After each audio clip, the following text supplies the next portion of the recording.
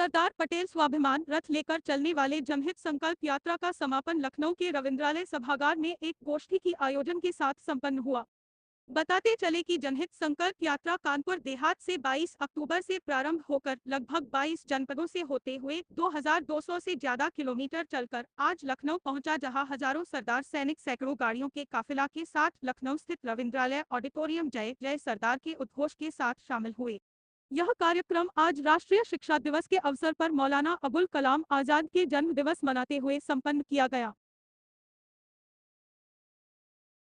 कितने लोग इसमें सम्मिलित रहेंगे और आपका सम्मेलन है, कहाँ से लोग आए? सबसे पहले आपको धन्यवाद। मैं आपको करेक्ट कर देना चाहता हूं कि यात्रा निकाली नहीं जाएगी, 22 अक्टूबर से यात्रा निकाली गई है।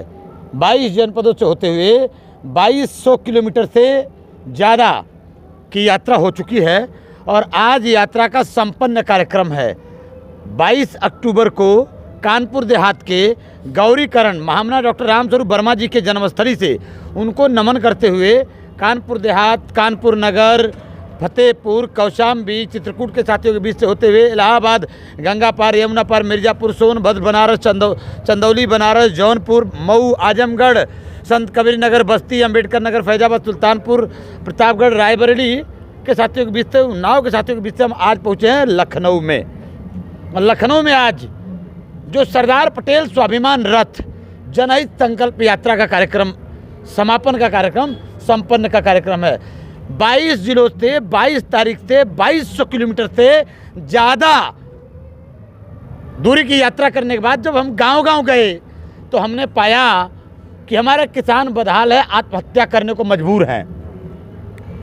अभी जो आपदा आई, जो भी परेशानी हुई, असमय बारिश से किसानों के पूरे फसल ध्वस्त हो गए हैं। मैंने पाया गांव-गांव गए तो किसानों के 60 से 70% फसल बर्बाद हो गए हैं और सरकार की कोई भी कड़ी, चाहे वो लेखपाल हो, कानूनगो हो, एसडीएम हो, तहसीलदार हो, एक भी जिले में ये लोग किसानों का सर्वे नहीं किए।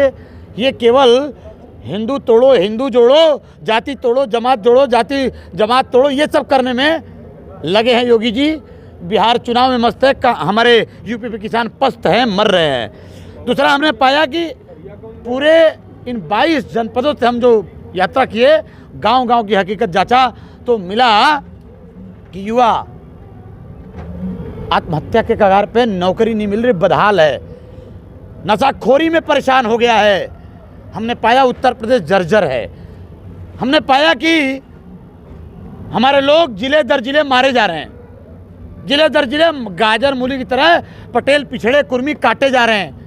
इन सब के न्याय को लेकर, इन सब के स्वाभिमान को लेकर, इन सभी के व्यवस्था को लेकर, समानता के अधिकार की वास्तविक लड़ाई का आगाज करने के लिए आज हम पहुँचे रविंद्रालय लखनऊ। यहाँ से हम एक अभियान शुरू करने जा रहे हैं। आज डॉक्टर मौलाना अबुल कलाम आज़ाद साहब का जन्मदिन है। आज राष्ट्रीय शिक्षा दिवस है। जो बुलडोजर गैंग है, जो संविधान विरोधी है, बुलडोजर अभियान जो चलाया गया उत्तर प्रदेश और देश में, वह संविधान के ऊपर बुलडोजर चलाया गया, रौंदा गया संविधान को। और आज हमारे संविधान निर्माता बाबा साहब, राष्ट्र निर्माता, राष्ट्रपुरुष सरदार पटेल की जो आत्मा है, जो उनकी विचार है, जो उनका संविधान है, वो रौंदा जा रहा है। इसलिए आज हम कलम अभियान के माध्यम से कलम अभियान चलाएंगे, सरदार के सपनों का भारत बनाएंगे और बुलडोजर गैंग को सरदार के कदमों में झुकाएंगे। फिर आगे उत्तर प्रदेश में नई आगाज लेकर समाज को जोड़ेंगे और सरदार के सपनों का भारत बनाएंगे। सबसे पहले आप सभी मीडिया के बंधुओं का बहुत बहुत आभार। जो क्रांति की मशाल हमारे माननीय डॉक्टर आर.एस. पटेल साहब ने मुझे दिया है, इसको, इनके विश्वास पे मैं खरा उतरूंगा और सरदार सेना की जो अभी विस्तार हो रहा था, इसको दुगनी रफ्तार से गरीबों, वंचितों के मसीहा के रूप में जिस तरह से डॉक्टर साहब ने अपनी लड़ाई लड़ रहे थे, उसको दुगनी रफ्तार से, उनके आशीर्वाद से, उनके छत्र छाया में रह के आगे ले जाने का काम करेंगे।